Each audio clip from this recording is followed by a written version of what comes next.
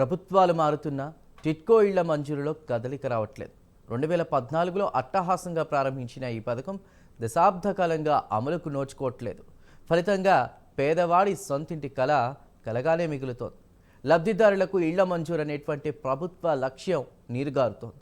2014 నుండి 19 వరకు చంద్రబాబు హయాంలో పూర్తయిన ఇళ్లను జగన్ ప్రభుత్వం విస్మరించింది. ప్రస్తుతం కూటమి ప్రభుత్వం అధికారంలోకి రావడంతో టిట్కో లబ్ధిదారుల ఆశలు మళ్లీ చిగురించాయి.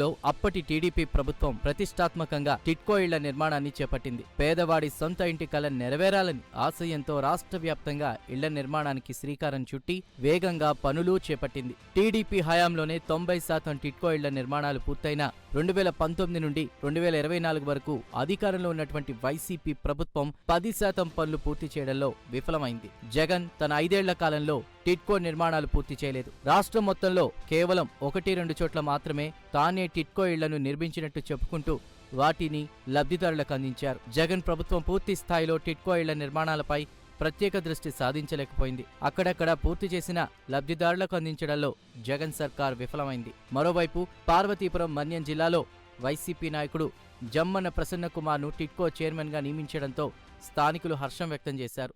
తమ ప్రాంతం వారిని టిట్కో చైర్మన్గా నియమించడంతో తమ సొంతింటి కల నెరవేరబోతోందని ఎంతో ఆనందించారు. కానీ వైసీపీ ప్రభుత్వ పాలన పూర్తయినా కూడా టిట్కో చైర్మన్ సొంత నియోజకవర్గంలోనే టిట్కో ఇళ్లు పూర్తి కాకపోవడంతో నిరసనలు వెల్లువెత్తాయి.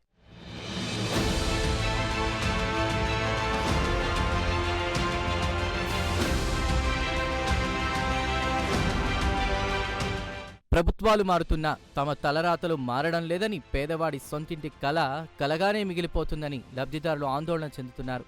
మన్యం జిల్లాగా ఏర్పడిన తరువాత పార్వతీపురంలో ఇంటి అద్దెలు భారీగా పెరిగిపోవడంతో ఆర్థిక ఇబ్బందులు పడుతున్నామని, ఇంటి కోసం చేసిన అప్పుకు వడ్డీలు కట్టలేకపోతున్నామని లబ్ధిదారులు ఆవేదన వ్యక్తం చేస్తున్నారు.